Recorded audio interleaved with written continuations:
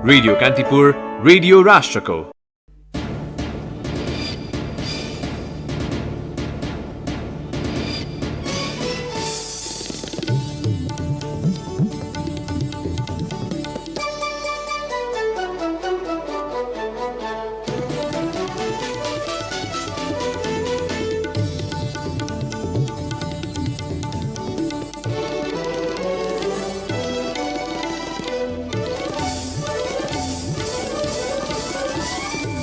नेपालमा हालसम्म ६६,६३२ जनामा कोरोना संक्रमण पुष्टि। 16 वर्षभन्दा कम उमेर समूहका झण्डै 8% किशोर किशोरीमा मानसिक समस्या बढी हुने गरेको सरकारी अध्ययन प्रतिवेदन सार्वजनिक।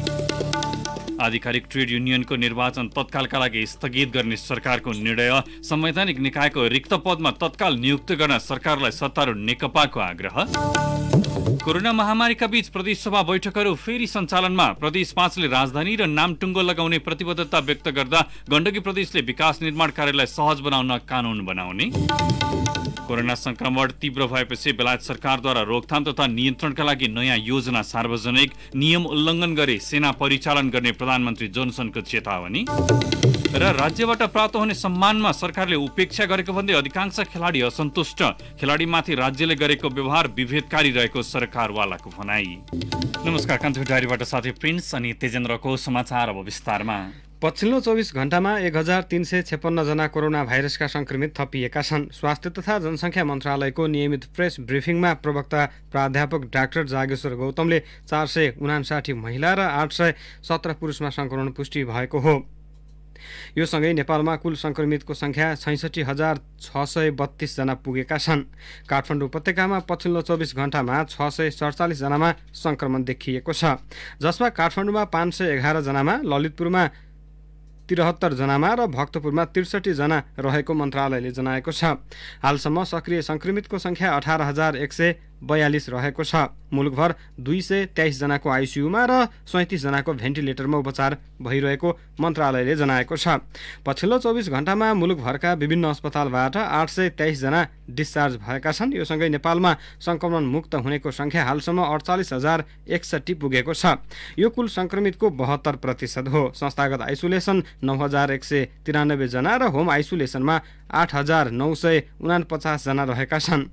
पछिल्लो 24 घण्टामा मुलुकभरका प्रयोगशालामा 11,154 जनाको पीसीआर परीक्षण गरिएको छ। कोरोना भाइरस संक्रमणका कारण पछिल्लो 24 घण्टामा थप 2 जनाको मृत्यु भएको छ। स्वास्थ्य तथा जनसङ्ख्या मन्त्रालयका अनुसार 1 महिला र 1 पुरुषको ज्यान गएको हो। मृत्यु हुनेमा काठमाडौँको 50 वर्षीय पुरुष र काभ्रेपलाञ्चोकका 50 वर्षीय महिला रहेका छन्। मन्त्रालयका अनुसार यसअघि नेपालमा कोरोना संक्रमणबाट मृत्यु हुनेको संख्या 429 पुगेको छ। नेपालमा 16 वर्षभन्दा कम उमेर समूहका 7.7% किशोर किशोरीमा मानसिक समस्या बढी हुने गरेको एक अध्ययनले देखाएको छ।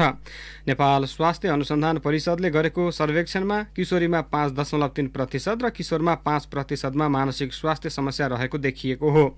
सबैभन्दा बढी प्रदेश 1 का 11.4% किशोर किशोरीमा मानसिक समस्या देखिएको अध्ययन प्रतिवेदनमा उल्लेख छ। सर्वेक्षणले 5.2% किशोर किशोरीमा मानसिक समस्या रहेको, 0.6% किशोर किशोरीमा उदासीनता देखिएको प्रतिवेदनमा उल्लेख छ। आफ्नो जीवनकालभरि 10% वयस्कले कुनै न कुनै समयमा मानसिक समस्या भोग्ने दावी गर्दै सर्वेक्षणले 4.3% वयस्क अहिले पनि मानसिक समस्याबाट गुज्रिरहेको देखाएको छ। बागमती प्रदेशको वयस्कमा सबैभन्दा धेरै 5.9%मा मानसिक समस्या रहेको देखिएको छ। परिषदले सन् 2019 को जनवरीदेखि 2020 को जनवरीसम्म 7 प्रदेशका 15,000 बढीमा सर्वेक्षण गरेको थियो। सर्वेक्षण अनुसार 23% वयस्कले आफूमा लक्षण देखिए पश्चात चिकित्सक वा अन्य व्यक्तिसँग सहयोग मागेको बताए पनि अधिकांशले सामाजिक दुर्व्यवहारको डरले समस्या लुकाउने गरेको पाइएको परिषदले जनाएको छ। चिकित्सा शिक्षामा सुधारको माग राख्दै जुम्लामा अनसन बसेका डाक्टर गोविन्द केसीलाई आज काठमाडौँ ल्याइएको छ। जुम्लाबाट हिजो नेपालगञ्ज र त्यहाँबाट आज बिहान उहाँलाई काठमाडौँ ल्याइएको हो। नेपालगञ्जबाट त्रिभुवन अन्तर्राष्ट्रिय विमानस्थल ओर्लिए लगत्तै डाक्टर केसीलाई प्रहरीले जबरजस्ती ट्रमा सेन्टर लगेको थियो। उनका सहयोगी प्रीतम सुवेदीका अनुसार डाक्टर केसीले महाराजगञ्जमा रहेको शिक्षण अस्पतालमा जान खोज्नु भएको थियो। कोरोनाको जोखिमका कारण प्रहरीले त्रिवी शिक्षण अस्पताल नलगी ट्रमा सेन्टर राख्न लागेपछि लागेको बताए पनि डाक्टर केसीले भने विरोध गर्नुभएको थियो। आफै एम्बुलेन्समा बसेर शिक्षण अस्पताल जान लागेका बेला प्रहरीहरूले एम्बुलेन्सभित्रै प्रवेश गरेर उहाँलाई नियन्त्रणमा लिई ट्रमा सेन्टर पुर्याएका हुन्। गत चैतमा लकडाउन हुनु अघिदेखि नै डाक्टर केसीले कर्णाली र सुदूरपश्चिमका विभिन्न जिल्लामा स्वास्थ्य सेवा पुर्याउँदै आउनुभएको थियो। 9 दिन अघि जुम्लामा अनसन थालेका डाक्टर केसीको स्वास्थ्यमा समस्या देखिएपछि काठमाडौँ ल्याइएको हो। उहाँले काठमाडौँमा पनि अनसन जारी राख्ने बताउनु भएको छ।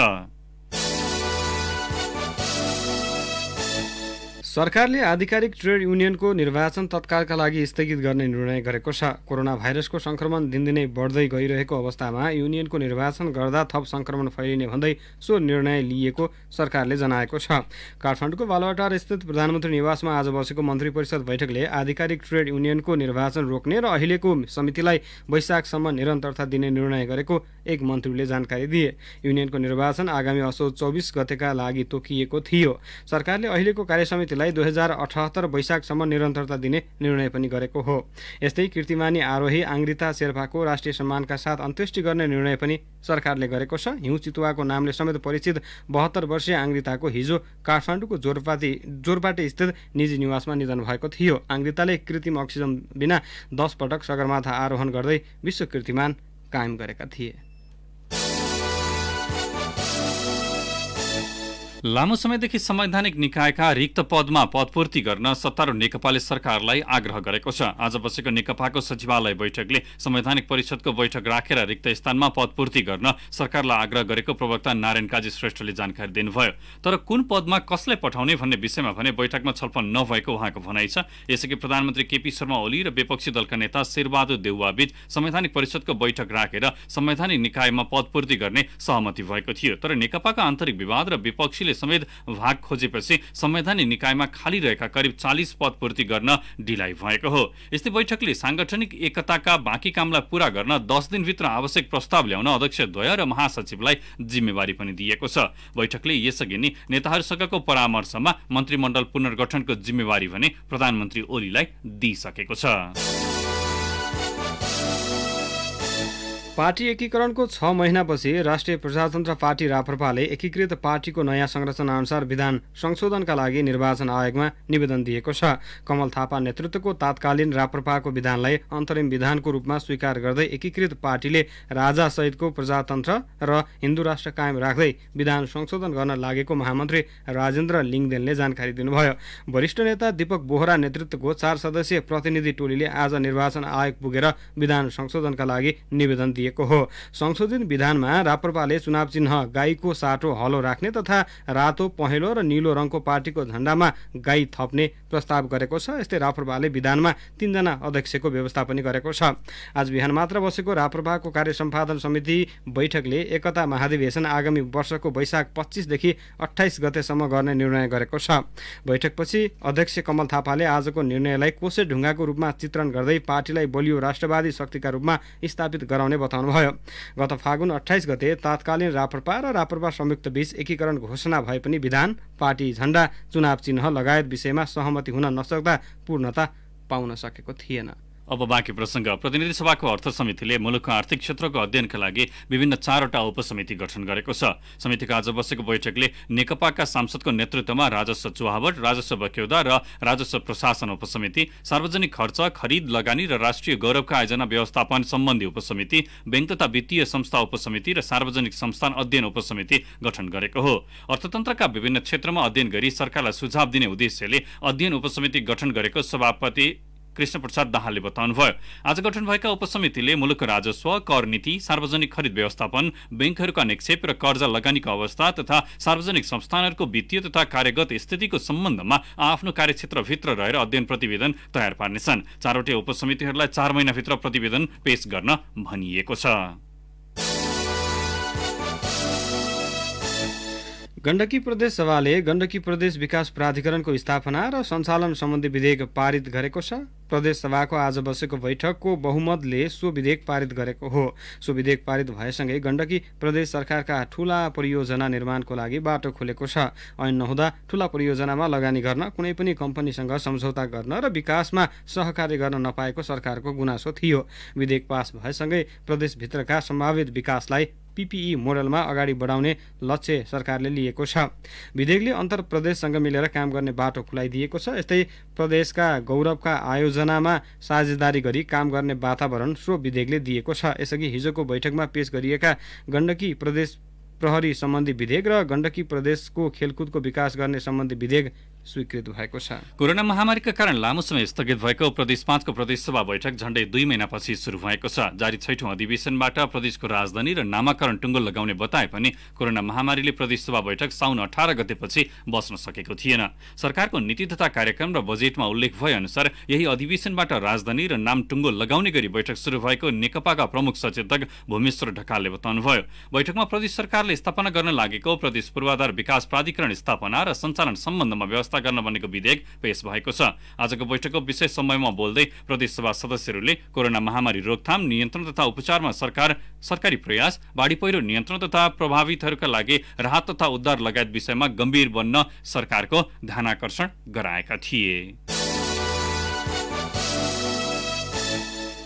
लिपुलेक, लिम्पियाधुरा र कालापानी सहितको नयाँ नक्सा राखेर शिक्षा मन्त्रालयले प्रकाशनमा ल्याएको नेपालको भूभाग र सीमा सम्बन्धी स्वाध्याय सामग्री पुस्तक हालका लागि वितरण नगर्न सरकारले निर्देशन दिएको छ। पाठ्यक्रम विकास केन्द्रले प्रकाशन गरेको पुस्तकका शब्दहरू कूटनीतिक मान्यता अनुसार नभएको र थपिएको भूभाग अनुसार क्षेत्रफल लगायत अन्य कुरा पनि नमिलेको टिप्पणी सम्बन्धित मन्त्रालयबाट भएपछि तत्कालका लागि सो पुस्तक बजारमा नल्याउन सरकारले निर्देशन दिएको ऊर्जा मन्त्री वर्षमान पुनले बताउनु भयो।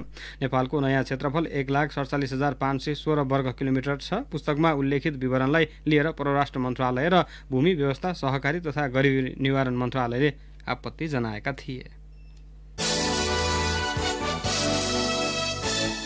कोरोना भाइरस संक्रमणका बीचमै रोल्पाका स्थानीय तहले मातहतका विद्यालय सञ्चालन गर्न निर्देशन दिइसकेका छन्। सरकारले जारी गरेको विद्यार्थी सिकाइ सहजीकरण निर्देशिका 2077 को पालना गरी विद्यालय सञ्चालन हुने स्थानीय तहका प्रतिनिधिले प्रतिबद्धता व्यक्त गरेका छन्। रोल्पाका 10 मध्ये 3वटा स्थानीय तहले विद्यालयमा अध्ययन अध्यापन सुरु गरिसकेका छन् भने बाँकी स्थानीय तहले पनि तयारी गरिरहेका छन्। रोल्पाबाट सहकर्मी पहलमान घरतीको रिपोर्ट।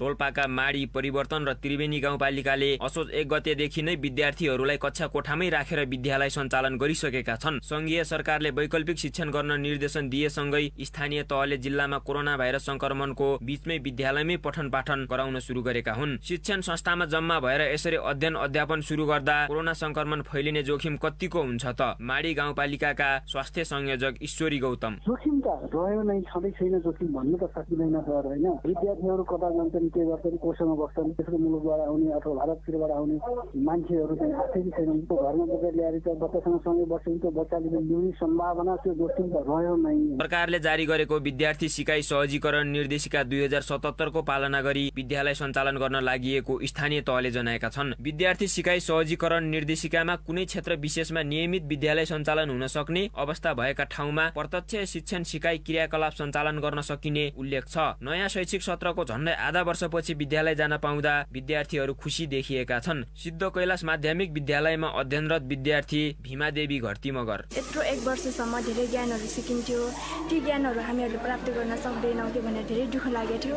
तर यो जब स्कुल खुल्ने भन्ने हामी सुन्यौँ, त्यो कुरा सुनिसकेपछि हामीलाई एकदमै खुसी लाग्यो। विद्यार्थी र शिक्षकका लागि विद्यालयमा मास्क, सेनिटाइजर अनिवार्य गरिएको छ। कक्षा सकिए लगत्तै साबुन पानीले हात धुने व्यवस्था पनि गरिएको छ। रोल्पाका 10 स्थानीय तह मध्ये 3वटाले विद्यालयमै कक्षा सञ्चालन गरिसकेका छन् भने अरू पनि त्यसको तयारीमा रहेका छन्। दुर्गममा अनलाइन र टेलिभिजन कक्षाको सम्भावना नभएको र विद्यार्थीको घर नजिकै टोलमा पुगेर कक्षा सञ्चालन गर्न पनि विद्यार्थीहरूको कक्षाको स्तर नमिल्दा समस्या भएको शिक्षकहरूले बताएका छन्। सिद्ध कैलाश माध्यमिक विद्यालय कोर्चाबाङ रोल्पाका शिक्षक जुद्ध बहादुर घरती मगर। रेडियोबाट टेलिभिजनबाट पनि पढाइ सञ्चालन भयो, तर चाहिँ त्यो हाम्रो सन्दर्भमा चाहिँ हाम्रो गाउँठाउँको यो खोलातोलाको त्यति चाहिँ उपयुक्त भएन।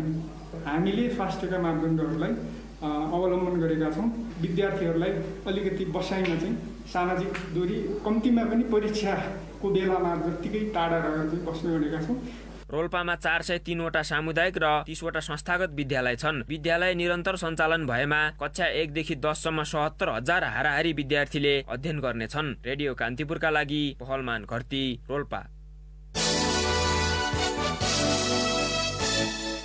प्रधानमन्त्री अबको समाचार संक्षेपमा प्रधानमन्त्री केपी शर्मा ओलीले विश्वले हाल झेलिरहेको चुनौती समाधानका लागि संयुक्त राष्ट्रसङ्घलाई थप मजबुत र सशक्त बनाउनु पर्ने बताउनु भएको छ। राष्ट्रसङ्घको 75औं वार्षिक सभालाई सम्बोधन गर्दै प्रधानमन्त्री ओलीले महामारीले कमजोर र संवेदनशील मुलुकहरूको आर्थिक र सामाजिक क्षेत्रमा बढी प्रभाव पारेकाले संवेदनशील हुन राष्ट्रसङ्घलाई आग्रह गर्नुभयो। हुम्लाको पर्यटन प्रवर्धन गर्ने उद्देश्यले समिट एयरलाइन्सले आजबाट माउन्टेन फ्लाइट सुरु गरेको छ। कोरोना महामारीका कारण धराशायी भएको हुम्लाको पर्यटन व्यवसायको प्रवर्धन गर्न समिट एयरले माउन्टेन फ्लाइट सुरु गरेको पर्यटन व्यवसायी विजय लामाले बताउनुभयो। काभ्रेको 5 खाल स्थित वीरेन्द्र शान्ति कार्य तालिम केन्द्रमा तालिमरत थप 62 जना सैनिकमा कोरोना संक्रमण पुष्टि भएको छ। संयुक्त राष्ट्रसङ्घीय मिसन अन्तर्गत लिबिया जाने तयारीमा रहेका 35 जनामा गत भदौ 28 गते संक्रमण देखिएपछि अन्यमा पनि पीसीआर परीक्षण गरिएको थियो। रूपन्देहीको तिलोत्तमा नगरपालिकाले शिक्षण गतिविधि सञ्चालन गर्न नगरभित्रका सबै विद्यालयलाई आग्रह गरेको छ। नगरपालिकाको शिक्षा समितिको हिजो बसेको बैठकले नगरभित्रका सबै सामुदायिक तथा संस्थागत विद्यालयलाई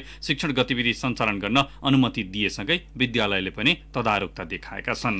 रक्तचन्दनसहित काठमाडौँको बौद्ध स्थित तिनचुलीमा रहेको डम्बरू फर्निचर कारखानाबाट पक्राउ परेका नुवाकोटका ओमबहादुर तामाङ र 18 वर्षीय किशोर काभ्रेका कर्णेश तामाङ र सिन्धुपाल्चोकका लाक्पा लामालाई प्रहरीले आज सार्वजनिक गरेको छ। उनीहरूको साथबाट प्रहरीले 21 केजी रक्तचन्दन फेला पारेको छ। गुल्मीमा गैराती पहिरोमा पुरिएर बेपत्ता भएका 2 बालकमध्ये इस्मा गाउँपालिका स्यालाका प्रेम कुमाल मृत भेटिएका छन्। 5 वर्षका सफल कुमालको खोजी भइरहेको छ। आज एकै दिन 1700 रुपैयाँले घटेर छापावाल सुन प्रति तोला 95,500 रुपैयाँमा कारोबार भएको छ। चाँदीको मूल्य पनि 90 रुपैयाँले घटेर प्रति तोला 1,230 रुपैयाँ कायम भयो। र लगातारको वर्षापछि जमिन भाँसिएपछि सुनसरीको धरान उपमहानगरपालिका 20 विष्णुपादुका स्थित आँपटारका 7 घरका 32 जनालाई सुरक्षित स्थानमा सारिएको छ। महाभारतको चुरी पर्वत श्रृङ्खलामा पर्ने आँपटारमा गत शनिबारदेखि जमिन भाँसिन थालेको थियो।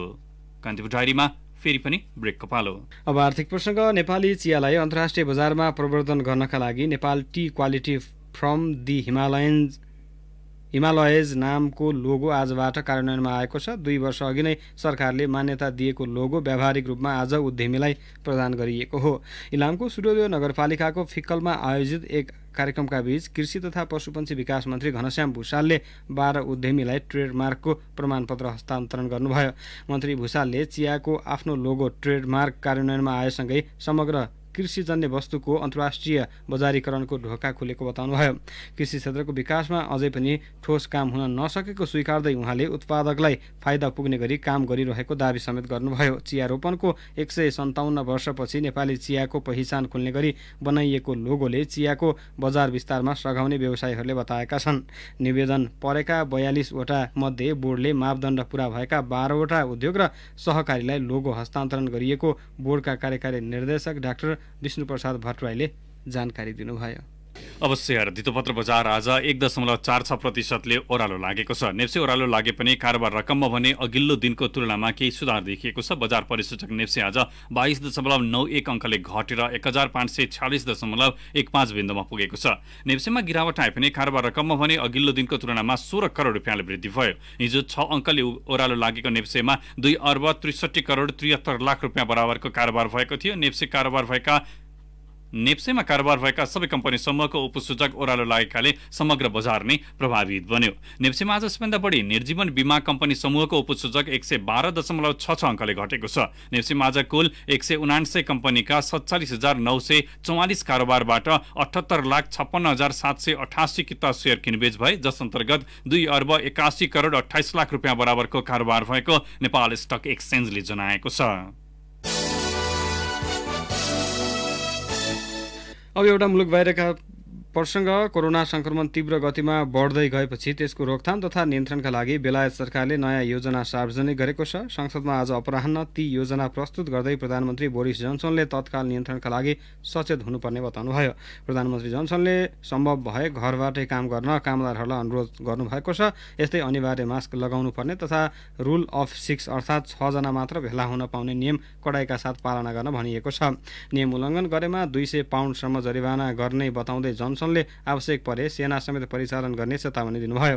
यस्तै इङ्ल्यान्डमा बारका कर्मचारी, पसलका कामदार, रेस्टुरेन्टका वेटर, ट्याक्सी ड्राइभरहरूले अनिवार्य मास्क लगाउनु पर्नेछ। पब, रेस्टुरेन्टहरूमा राति 10 बजेदेखि कर्फ्यू घोषणा गरिएको छ।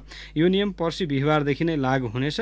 यसअघि वैवाहिक समारोहमा 30 जना उपस्थित हुन पाउने नियम संशोधन गरी 15 जनासम्मको सीमा निर्धारण गरिएको छ। अन्तिम संस्कारमा भने 30 जनालाई नै भेला हुन दिइने भनिएको छ। नयाँ प्रावधानहरू 6 महिनासम्म रहन सक्ने बताइएको छ। प्रधानमन्त्री जोन्सनले थप प्रावधानहरूसहित स्थानीय समयअनुसार आज राति 8 बजे देशवासीका नाममा सम्बोधन गर्ने कार्यक्रम रहेको पनि बीबीसीले उल्लेख गरेको छ। अब कान्तिपुर सविस्तारको पालो। कान्तिपुर सविस्तार। देशका गहना खेलाडीले फेरि एकपटक राज्यबाट अपहेलित महसुस गरेका छन्। अन्तर्राष्ट्रिय खेलकुदमा राष्ट्रको प्रतिनिधित्व गर्दै गौरवमय इतिहास बनाएका खेलाडी राष्ट्रको उच्च विभूषणबाट विमुख भएपछि उनीहरूमा नैतिक विचलन देखिने सम्भावना बढेको छ। राष्ट्रको गौरव बोकेका खेलाडीमाथि राज्यले गरेको विभेदको घटना यो नौलो भने होइन, तर घरेलु मैदानमा आयोजित 13औं दक्षिण एसियाली खेलकुदमा 2 वा सोभन्दा बढी स्वर्ण पदक जितेका खेलाडीले यसलाई राज्यबाटै अपमानित भएको महसुस गरेका छन्। राष्ट्रको गहना अब भनौँ यत्रो कन्ट्रिब्युसन गरेर होइन खेलाडीले खेलेर दिन रात पसिना बगाएर जुन खेलेको जुन कन्ट्रिब्युसन गरिने त्यो कन्ट्रिब्युसनको चाहिँ इभ्यालुएसन नभएको जस्तै भयो कि। टेक्वान्डो खेलाडी आयशा साकियाको जस्तै गुनासो अन्य खेलाडीको पनि छ। घरेलु मैदानमा आयोजित 13औं दक्षिण एसियाली खेलकुद अन्तर्गत टेक्वान्डोतर्फ मुलुकलाई 2वटा स्वर्ण दिलाएकी साकिया आफूहरूको योगदानलाई राज्यले समेत उपेक्षा गरेको बताउँछिन्। खेलकुदका कर्मचारीले र पदाधिकारीले विभूषण पाउँदा स्वर्णधारीहरू भने विमुख भए। कीर्तिमानी पदक सहित ऐतिहासिक सफलताको साक्षी बनेका खेलाडीहरूमाथि नै राज्यले गरेको व्यवहार विभेदकारी रहेको सरकारवाला स्वयं बताइरहेका छन्। राष्ट्रिय खेलकुद परिषद कर्मचारी संघका अध्यक्ष रञ्जन थापा फेरि पनि राज्यबाट खेलाडी अपहेलनामा परेको बताउँछन्। राज्यले विभेद गरेकै छ होइन। साफ गेममा चाहिँ सबभन्दा ठूलो भूमिका भनेको चाहिँ खेलाडीको पनि हो, जसले चाहिँ देशलाई पदक ल्याएर पहिलोचोटि साउथ एसियन गेममा यत्रो ठूलो पदक प्राप्त गर्यो। यो खेलाडीहरूले चाहिँ मान पदवीबाट वञ्चित हुनु भनेको छ, सम्मान नगर्नु भनेको चाहिँ राज्यले चाहिँ अपहेलित गरेकै हो। संविधान दिवसका दिन राज्यले प्रदान गरेको विभूषण खेलाडीको हातमा नपुगेको भने होइन। सरकार नजिक रहेका केही पदकधारी सहित 15 खेलाडीले विभूषण पाएका छन्। विभागीय टोली बाहेकका अन्य खेलाडी त्यसको भागीदार नहुनु उदेक लाग्दो भएको साकियाको बुझाइ छ। हामी त केही पनि नगरे जस्तो फिल भयो कि हामीलाई चाहिँ सपोर्ट गर्ने काहीँ पनि भएन, किनभने न हामी विभागीय टिमको भयौँ न हामीलाई अब भनौँ न कोही हामी चिने मान्छे नै नभएको जस्तो होइन। हामीलाई चाहिँ सोर्स चाहिँ लगाउनु पर्ने जस्तो स्थिति बनाइदियो कि त्यो सिचुएसन गरेर पनि खेलाडीलाई चाहिँ एकदमै विभेद भएको जस्तो एकदमै हेरचेक्रा इग्नोरै गरे जस्तो फिल भएको छ कि हामीलाई चाहिँ। तर युवा तथा खेलकुद मन्त्रालयले भने त्यसलाई नकार्दै प्रक्रिया अनुसार नै खेलाडी छनौट भएको बताइरहेको छ मन्त्री जगत बहादुर विश्वकर्मा। खेलकुद परिषदले खेलाडी लगायत पदकका निम्ति केही नामावलीहरू सिफारिस गरेर पठाएको थियो। मन्त्रालयले पनि ती परिषदले पठाएका नामावलीहरूमा मन्त्रालयले पनि सिफारिस गरेर गृह मन्त्रालयमा पठाएको थियो। सिफारिस समितिबाट छनौट भए पछाडि क्याबिनेटबाट निर्णय हुने प्रावधान छ। मन्त्रालयले सिफारिस गरी पठाएका नामहरू अब धेरै नामहरू समावेश हुन सकेनन्, स्थिति त्यो हो। कीर्तिमानी 51 स्वर्ण सहित 207 पदक हात पारेको 13औं दक्षिण एसियाली खेलकुदमा मुलुकलाई 4 स्वर्ण दिलाएकी गौरीका सिंह सँगै 2 स्वर्ण जितेका साकिया र मण्डेकाजी श्रेष्ठ त्यो मापदण्ड भित्र परेनन्। सिफारिस समितिमा भएको असन्तुलन तथा अन्य क्षेत्र र खेलकुद क्षेत्रका बीचमा देखिएको भिन्नताले विभूषणकै गरिमा गिर्दै गएको छ। नेपाल राष्ट्रिय तथा अन्तर्राष्ट्रिय खेलाडी संघका अध्यक्ष दीपक श्रेष्ठ सरकारको यो कदमले आउँदो पुस्तामा पनि नकारात्मक असर पार्ने बताउँछन्। खेलकुदमा भविष्य छैन भनेर चाहिँ सबैले अहिले भनिरहेको अवस्थामा नभए तापनि के फरक पर्छ र हाम्रो मान सम्मान त सरकारले दिन्छ। कमसे कम हामीले जित्यौँ भने हामीलाई यसो हेर्ने नजर त फरक छ नि त, समाजको, देशको, अनि त्यसपछि सबै घर परिवारको एउटा नजर त हामीलाई हेर्ने एउटा उच्च स्तर सम्मानले हेर्छन् भन्ने खालको जुन खालको एउटा आकलन छ त्यो पनि अहिले चाहिँ नि नभएको अवस्था चाहिँ खेलाडीमा देखिया छ। मन्त्रालयले भने सिफारिस समितिको सीमा र बाध्यताका कारण सबैलाई त्यसको दायरामा ल्याउन नसकेको बताउँदै आएको छ। तर साग आयोजना गर्ने राखेप सदस्य सचिव विभूषणको हकदार हुने तर पदक जित्ने खेलाडी नहुने जस्तो दोहोरो चरित्र मन्त्रालयले देखाएको छ। मन्त्री विश्वकर्मा त्यसलाई त्रुटि भन्न नमिल्ने दावी गर्छन्। त्रुटि नत्रुटि भन्दा पनि अब सिफारिस गर्ने अब समितिमा विभिन्न हिसाबको छलफल भएको होला। त्यो सिफारिस समितिका पनि सीमाबद्धताहरू होला, त्यसलाई हामीले त्यसरी बुझ्नु पर्ला। विभूषणमा भएको राजनीतिले खेलकुदको क्षेत्रमा संलग्न खेलाडी तथा सरकारवालालाई केही निराश त बनाएको जनाएको छ नै अस्पष्ट मापदण्ड र सिफारिस समितिको असावधानीले पनि यस्ता घटना दोहोरिने गरेका छन्। खेलकुद क्षेत्रको गरिमा र खेलाडीको योगदानको मापन एउटा विभूषणले मात्र नहोला, तर उनीहरूको आत्मसम्मानका लागि पनि राज्यले आफ्नो दायित्व पूरा गर्न जरुरी छ। राष्ट्रको गौरव बढाउने खेलाडीले विभूषण नपाउने र राजनैतिक नेतृत्वको आसेपासेले मात्र पाउने हो भने कालान्तरमा विभूषण पाउने भन्दा नपाउनेको समाजमा ठूलो ख्याति र मान प्रतिष्ठा हुनेमा कुनै शंका छैन। रेडियो कान्तिपुरका लागि प्रकाश पाठक। कान्तिपुर सविस्तार।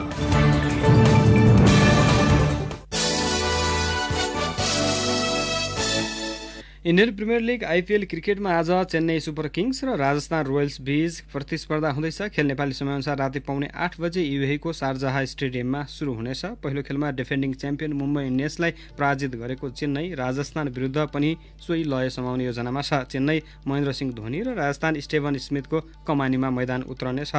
राजस्थानका लागि Robin Uthappa, Sanju Samson, David Miller, Jofra Archer, Tom Curran भरपर्दा खेलाडी हुनु भने चेन्नईमा Shane Watson, Faf du Plessis, Ambati Rayudu, Sam Curran, Piyush Chawla लगायत छन्।